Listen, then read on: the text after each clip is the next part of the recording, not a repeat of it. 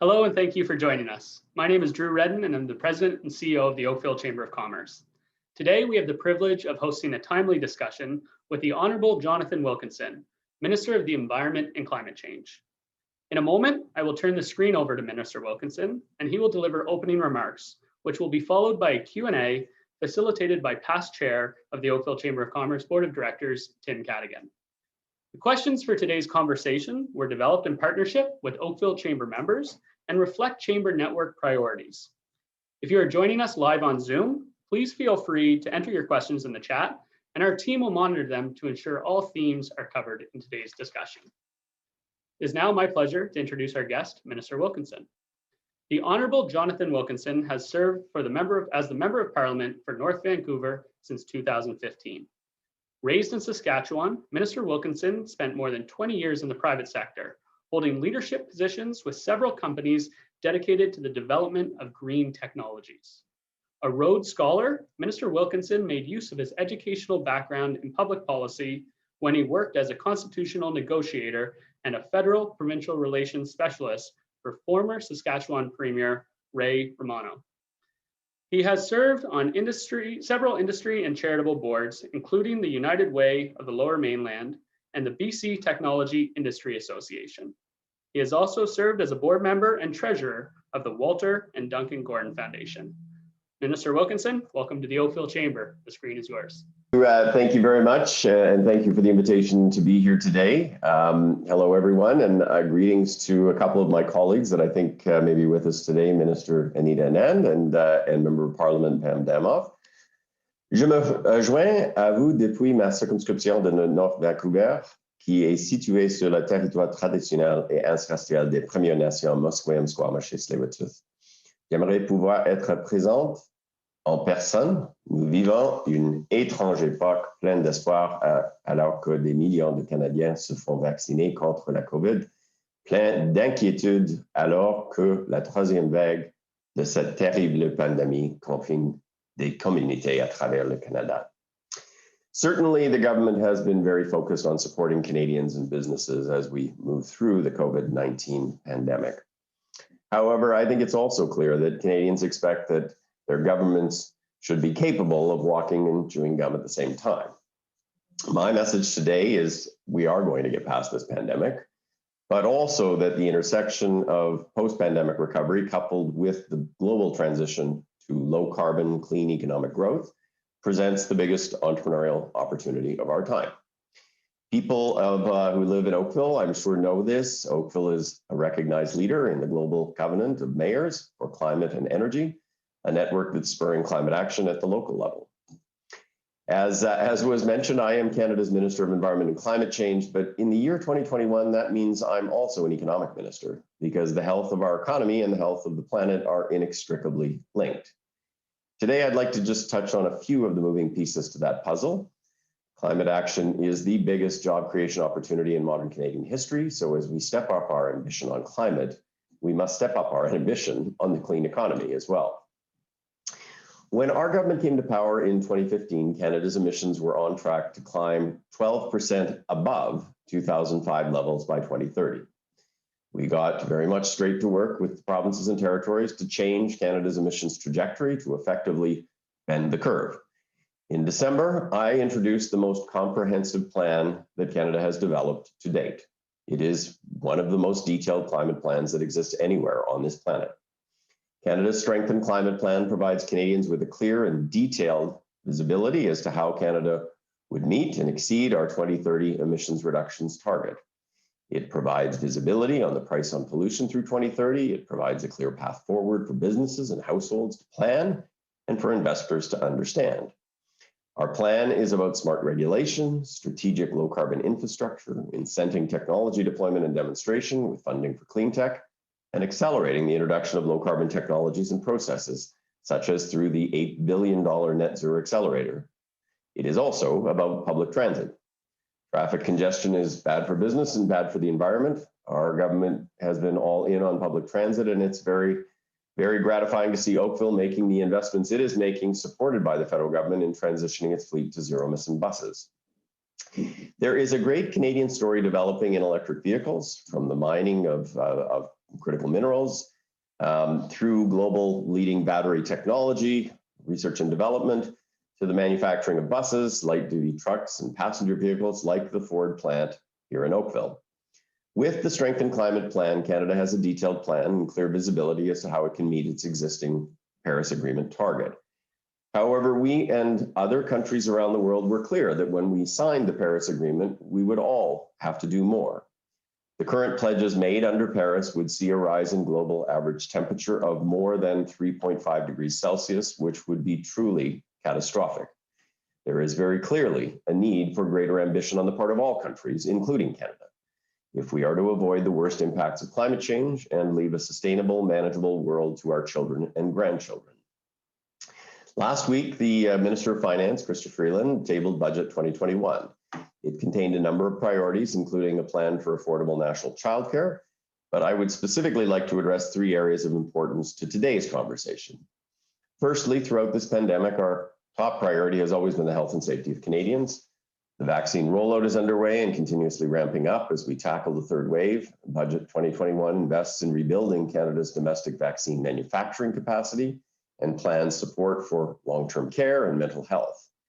Secondly, it supports businesses. Budget 2021 extends business and income support, invests in training and work opportunities, specific supports for our most affected sectors, and puts us on the path to create 1 million jobs by the end of the year.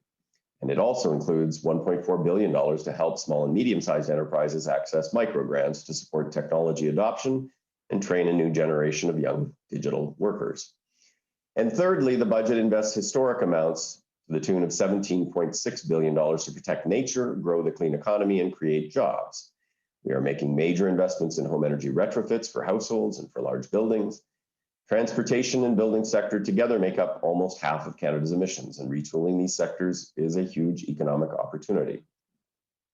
Based on the climate-related investments made in the budget, plus the work that we are doing with our friends in the United States on the areas of transportation and methane, we have defined pathways to achieving a 36% reduction in greenhouse gas reductions by 2030.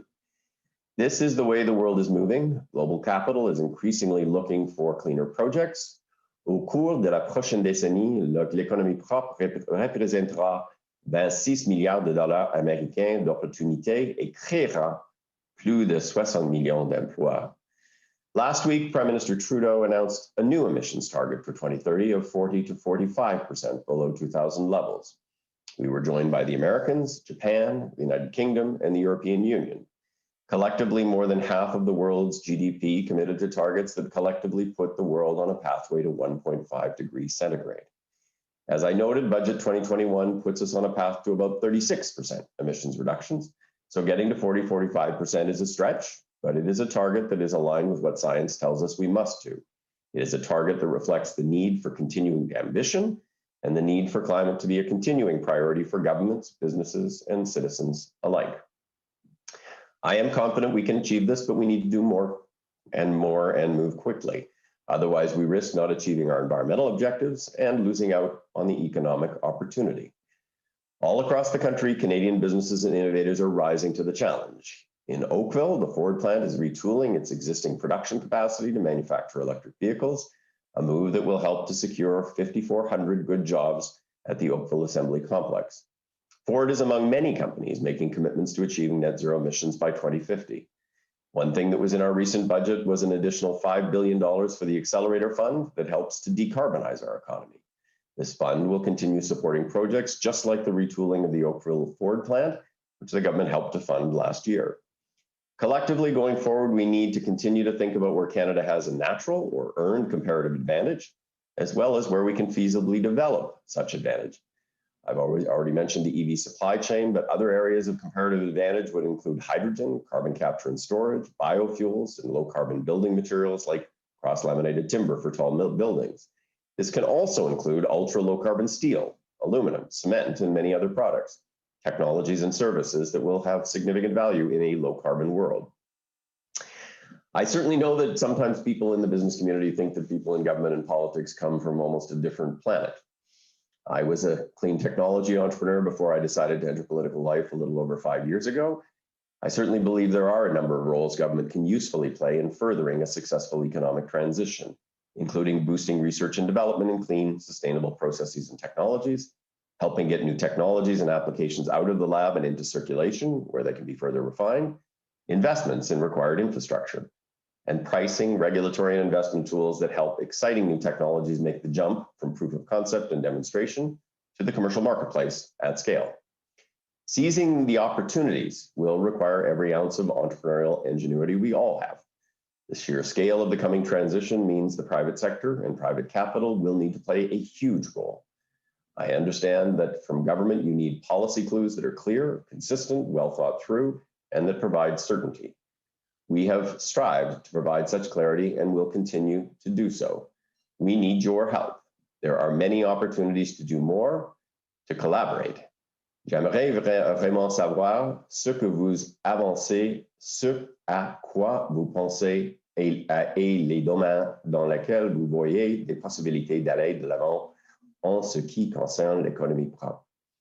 It is certainly what we need to do for our planet, for our economy, and certainly for our kids. Thank you very much for the invitation to be with you today. Thank you, Minister Wilkinson. Nice to see you, and thank you for giving us the time this afternoon. As Drew said, my name is Tim Cadigan. I'm the past chair of the Oakville Chamber of Commerce, and I'm going to, it's my pleasure today to lead the Q&A. I want to jump right in with one of the questions that we have, Minister. It deals with the Healthy Environment and Healthy Economy climate plan that was launched in mid-December. How is this plan supporting a healthy economy and healthy environment? The focus of that plan was essentially twofold. It was about providing a very detailed and clear and concrete pathway for Canadians to understand how a government in this country can actually meet and exceed the target that it has. As you will all know, Canadian governments in the past have been very good at signing up to targets, have not been so good at putting in place detailed plans that show how they're going to meet those targets. And so part of it was about actually demonstrating to Canadians how that could be done. But it was also about how that could be done in a way that would spark economic growth, that would actually enable the transition to an economy of the future in which low carbon products, technologies, services are going to be important.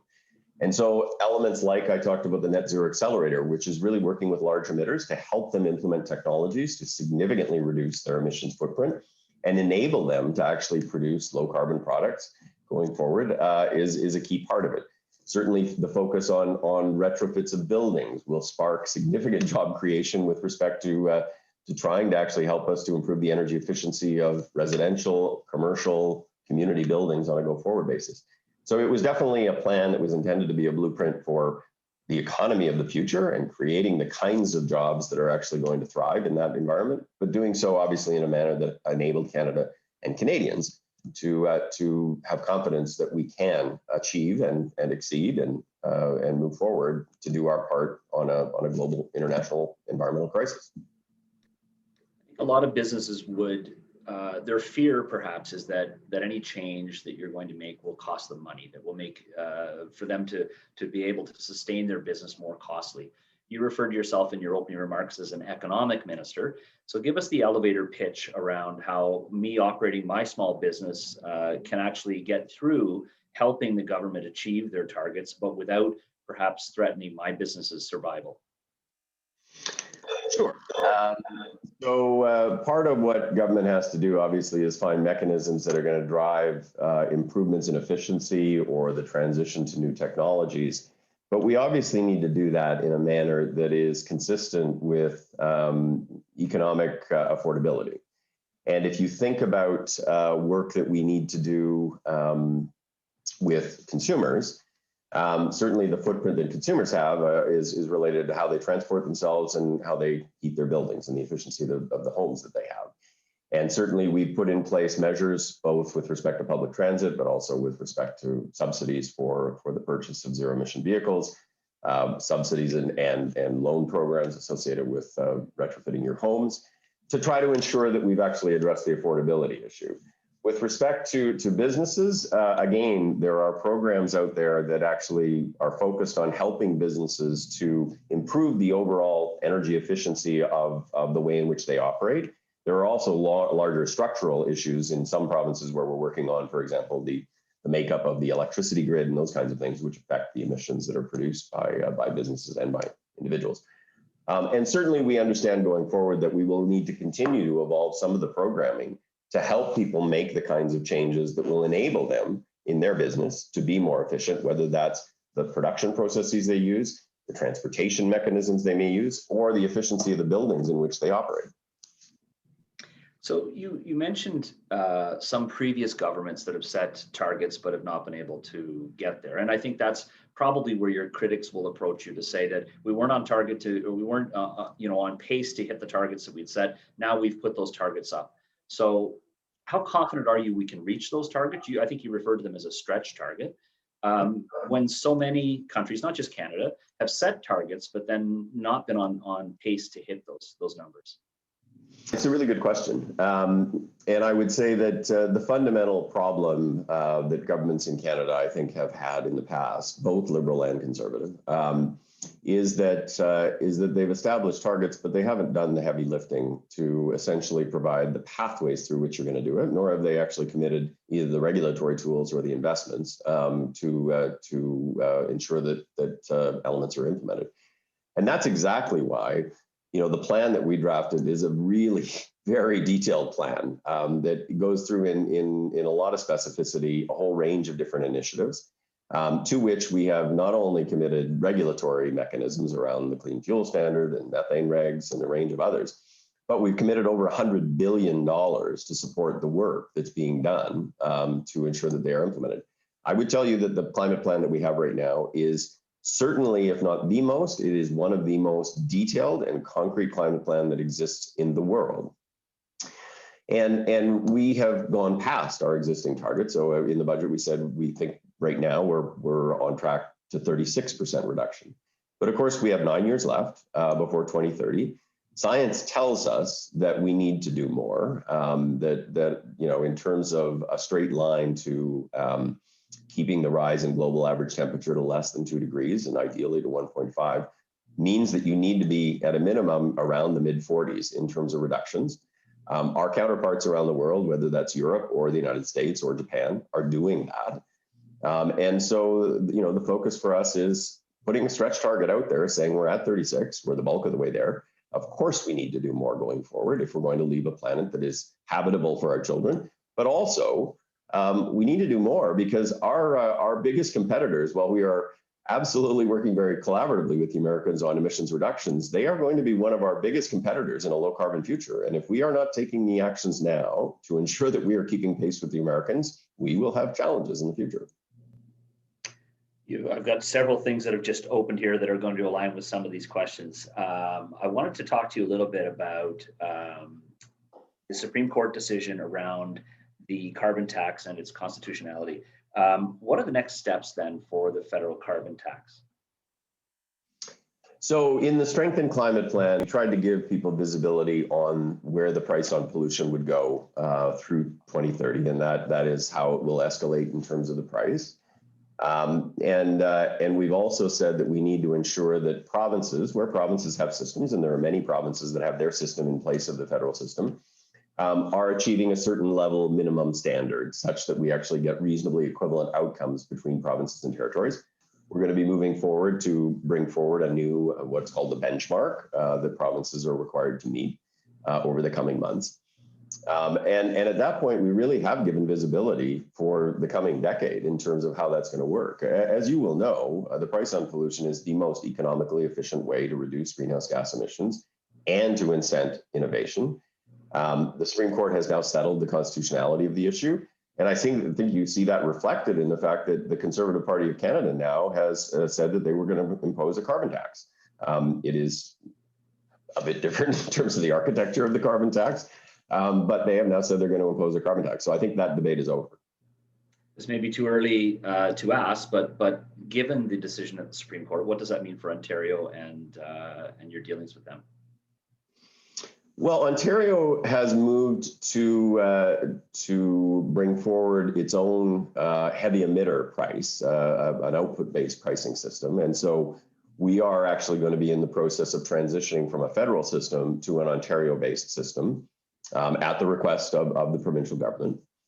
That will happen, I believe the date of the transition is January 1st of next year. And so, we obviously are going to be working to align and make sure that transition happens easily and that the new system is compliant with the federal benchmark.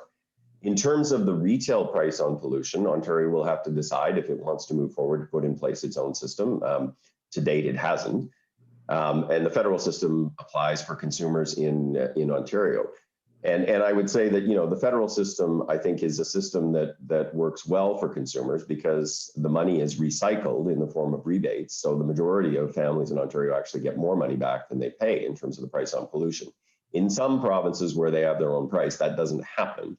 And so, I think our system is actually a pretty good system in the sense that it actually addresses the affordability issue, but still creates the price incentive to the behavioral incentive for reducing greenhouse gas emissions. But at this point, the federal system will stay in place unless Ontario makes the decision that it wants to put in place its own system. Okay, you talked a little bit about your participation with the United States, and you were just recently part of the climate summit with other global leaders. And you talked about the U.S. as a competitor. So what does that mean for us? I hadn't heard that before. So I'm thinking coming into this that we're working with them and we're pushing forward the same agenda. But I can see where you're coming from. Talk a little bit more about that. So I said they're both a collaborator and a competitor. From a climate change perspective and addressing the environmental crisis, we are very well aligned with the Biden administration.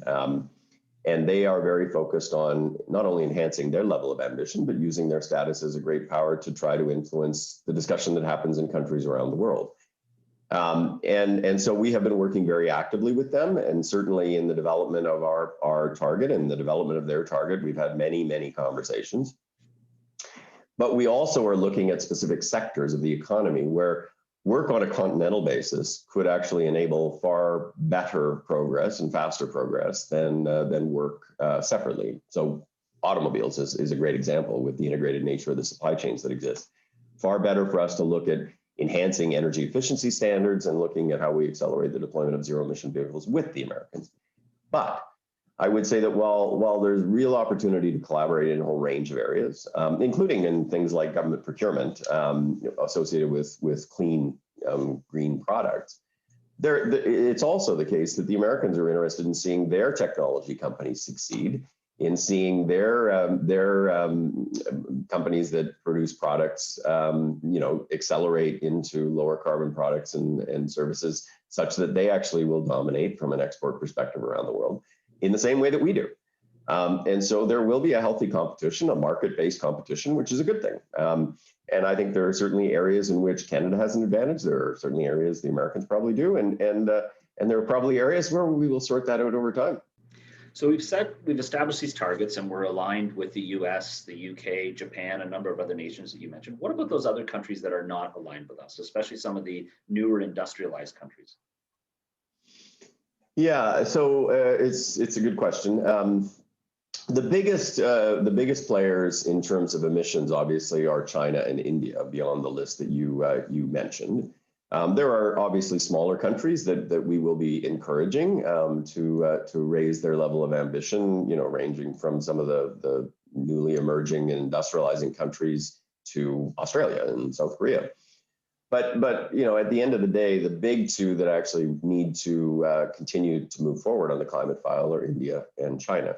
At the summit, the Americans announced a partnership with India to work together on helping to accelerate that transition. And I think that is work that is certainly worth seeing how it will proceed. I think the Indian government is interested in finding pathways, particularly with respect to the phase out of coal, which would be a huge step forward in India. In China, they have made a number of announcements recently committing to net zero by 2060, which is a little bit later than the developed world, but that is consistent with the architecture of Paris. There is certainly work they need to do to make progress in that area, and there certainly will be a continuing dialogue with China to try to help to ensure that they move forward. Of course, we have some differences with China on a number of other issues, but on the climate issue, I think we all have a common interest. Well, we all have a common interest in seeing significant progress made, and so that is something certainly that we and the Americans and the Europeans will be continuing to engage China on as we move forward. You use the term net zero, and we've heard that a few times. Explain to us what net zero means. Sure. Net zero essentially is that the net carbon emissions are zero. And so you can accomplish that in a number of different ways. It doesn't mean zero in the sense that there are zero carbon emissions, but it means that any of the carbon emissions that you create need to be offset either by nature-based solutions, so planting trees that sequester carbon, or creating grasslands or wetlands that sequester carbon, or through mechanical means like the carbon engineering solution that's being developed here in British Columbia, which is about essentially sucking CO2 out of the air and turning it into some kind of a solid, or using it in some way that it's not emitted.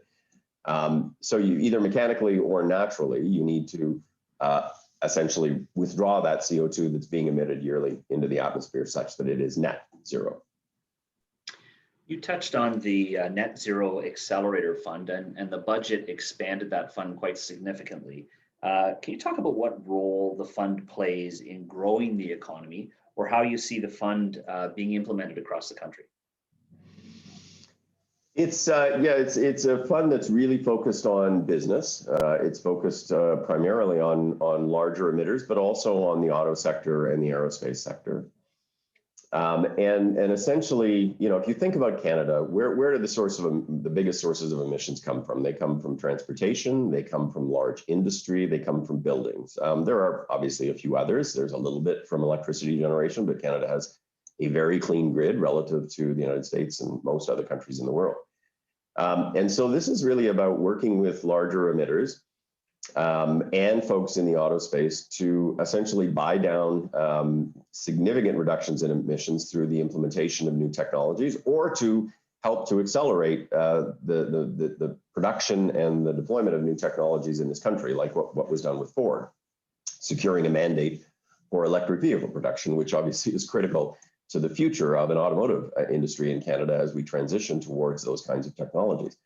But let me give you an example. I mean, if you have a steel plant that produces very significant amounts of carbon dioxide, we know going forward that that's not going to be something that we will be able to tolerate. There are increasingly options to be able to actually address those, whether those are carbon capture or electric furnaces or the use of hydrogen, which they have going on in Sweden.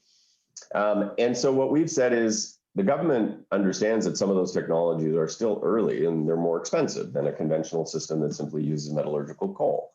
And we are willing to participate in a financial way to help you to adopt newer technologies that essentially during asset turnover decisions that are going to ensure that you're not locking in for the next 30 or 40 years very high carbon systems. And so we will be doing that across the country with large emitters in all parts of Canada to ensure that we're making progress on industrial emissions. Concurrently, we though have to make progress on transportation, we have to make progress on buildings and other areas. So. You talked about the cost of some of that technology, and certainly I think that's the same for consumers looking to buy electric vehicles. What's the government's plan to try to encourage and incent the purchase of those vehicles? It's an important point because, as you folks in the business community will know, and it's true not just with green technologies, it's true pretty much with all technologies, you go through this technology adoption curve where technologies get to the point where they're actually commercial in terms of operability, but they actually are more expensive than existing solutions. And they go through this period where they come down as you essentially have more going into the market, the cost curve accelerates. And we saw that happen with wind and solar over the past 30 years, where it was obviously much more expensive early on. And now, you see wind and solar competing very, very, very well against conventional power generation technologies. And so the same thing is true with electric vehicles. We're still at the very beginning of the adoption curve with respect to EVs. And we are seeing more coming onto the roads. We are seeing more models that are being introduced by more automotive companies. But what we've done in the short term is said there is going to be a premium associated with this until you get farther down the adoption curve. We provide subsidies of up to $5,000 to help to buy down the cost difference. We obviously are building out the electric vehicle infrastructure to take away the infrastructure concerns as well. What I would say is this is one area where provinces and territories can certainly help in the context of accelerating the adoption, because here in British Columbia, the provincial government actually has its own incentive that works right on top of the federal incentive, such that you can actually get up to $10,000 to buy an electric vehicle. And more than 1 out of every 10 vehicles that are being sold in British Columbia now are electric vehicles, far ahead of anywhere else in the country. So we definitely need to look at to do that. And certainly that's one of the areas I've been encouraging provinces, including Ontario, to look to be a little bit more ambitious. And that was going to be my next question. Is this a federal responsibility or a provincial one? Because we had a similar grant program in Ontario that was cut, which leaves obviously in Ontario that car at a $5,000 grant instead of a $10,000 grant, somewhat less attractive. How do you get the provinces on board? Well, certainly we have to try to work constructively with provinces, both on emissions reductions, but also on thinking about how we ensure that we're creating strong regional economies, because this country is very different regionally in terms of the economic opportunities and circumstances. And certainly it is desirable to see climate action from both levels of government. In some parts of the country, you've seen more ambition on the climate issue than others. So British Columbia has been a leader, Quebec has been a leader, Nova Scotia has been a leader. I think that we, and I certainly am encouraging all of my provincial counterparts to ratchet up their level of ambition in the same way that the federal government is. But I should be clear. I mean, the federal government is part of the international discussion. We have obligations to our partners in the international community to ensure that we are addressing climate change in a thoughtful and substantive way. And we need to put in place the mechanisms that are going to enable us to move forward. Obviously, it works better if provinces and territories are desirous of helping to move forward. But at the end of the day, the federal government needs to move, and we will continue to encourage our provincial counterparts to move with us. A lot of things on your plate that seem very ambitious. And one of the things that I think might be most ambitious is how do you build out that electrical system? I think that's maybe the first thing that people worry about if they're considering that car. Certainly in a town, you see lots of places to charge, workplaces are installing them. If I want to head off on a trip down the 401, how do I know where I'm going to charge? Yeah, and I think that's a reasonable comment. We need to get to the point where there is sufficient infrastructure where people don't end up having what's often known as range anxiety. Not knowing where they're actually going to go to fill up their sort of charge their vehicle. Some provinces are farther ahead than others. I would tell you that again here in BC, which is one of the leaders. You can go into almost every small town and you can find a charging station. And we need to get to the point where that's true everywhere across the country. We've seen Petro-Canada actually install charging stations virtually coast to coast so that you can actually drive on the highways and pull off and do a fast charge. But we need to do more. We need to continue to build that out. There was in the Strength and Climate Plan another $250 million approximately for additional fueling infrastructure. Because ultimately, that is one of the barriers to adoption is people actually have to believe that they don't have to worry about that. But I would also tell you, as a family that has an electric vehicle, that there are enormous savings in terms of time and searching for gasoline stations associated with being able to charge up your car in your garage at night when you come home. There are definitely things we need to do, but there are definitely real advantages to the technology. I want to talk to you a little bit about the plan to achieve zero plastic waste. In October 2020, you announced the next step in those plans, zero plastic waste by 2030. Can you talk about the progress that you made on this policy objective? This is a policy objective that we are working on very actively with the provinces and territories. So it's through the Canadian Council of Ministers of the Environment that we essentially agreed collectively on the zero plastic waste target. And the focus obviously is on keeping plastics in the economy and out of the environment. There was a scientific assessment that the federal government did that showed the harm that plastics cause in the natural environment. And the need for us to actually figure out how we don't end up using the environment as a garbage dump for plastics. That is true not only in terms of the impact it has on biodiversity, especially marine biodiversity, but also on some of the emerging concerns that relate to microplastics in our water. So there are a bunch of different elements. People tend to focus on the ban. The ban on harmful single-use plastics is something the federal government is moving forward with, but that is 6 items. And it is those things that are very, very difficult to recycle or very costly to recycle that cause harm in the environment and for which there are readily available alternatives. The broader issue around plastic is how do you actually create an appropriate recycling infrastructure and the incentives to ensure that you're recycling more than what we are today, which is not very much. And so we are moving towards extended producer responsibility in all of the provinces where the people who produce the plastics are responsible for the collection and the costs associated with recycling. And we will be moving towards, higher level targets in terms of recycling and recycled content requirements in terms of new products. But we're also working with very proactive companies through the Canada Plastics Pact, which was created by a bunch of the companies here in Canada, around things like product design. How do you actually design products in a way that makes them more easily recyclable? And that's a key step forward, and lots of proactive work on the part of the business community on that. I think there's some easy wins, right? You've seen restaurants move to paper straws, so that's an easy win.